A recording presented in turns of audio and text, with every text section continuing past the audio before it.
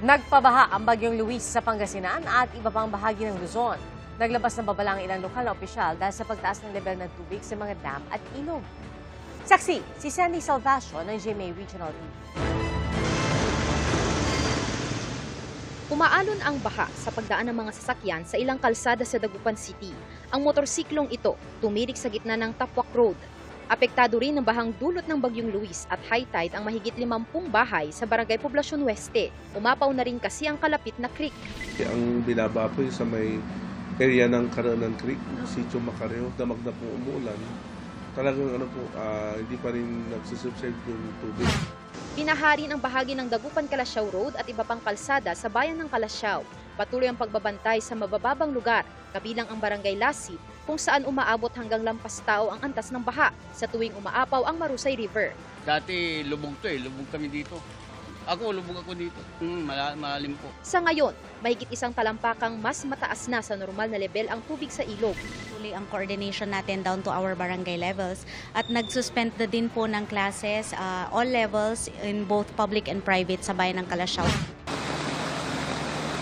Nagpabala naman ang mga taga-barangay council sa barangay Kibuar, Alaminos City na malapit nang mapuno ng tubig ang kanilang dam dahil sa masamang panahon. Pinayuhan ang mga residente na huwag munang lumapit sa dam at mga ilog.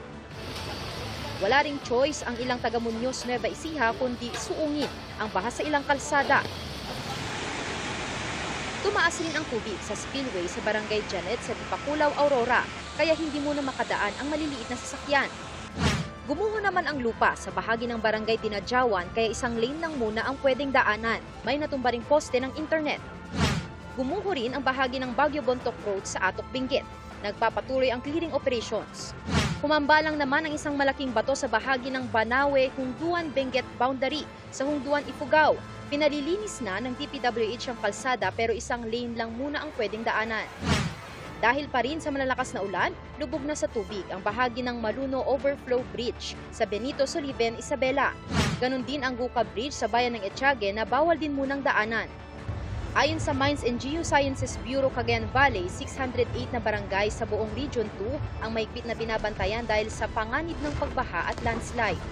Dulot ito ng 100 mm average na ulan na ibinubuhos ng Bagyong Luis ngayon at inaasahang ibubuhos pa sa susunod na 3 araw.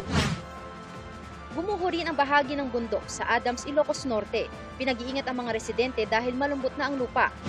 Sa Lawag City, biyaya kung ituring ng ilang magsasaka ang pag-ulan. Ngayon lang daw nakapagtanim ng palay ang ilan sa kanila dahil sa kakulangan ng supply ng tubig nitong mga nakaraang buwan.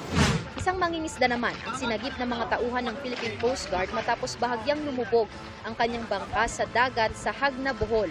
Sa gitna yan ng masamang panahon dulot ng Bagyong Luis kahapon, nakabalik na sa kanyang pamilya ang mangingisda. Ang Department of Social Welfare and Development patuloy raw na nakaalerto sa matitinding paggulang dulot ng Bagyong Luis at habagat. Ako si Sandy Salvacio ng GMA Regional TV, ang inyong saksi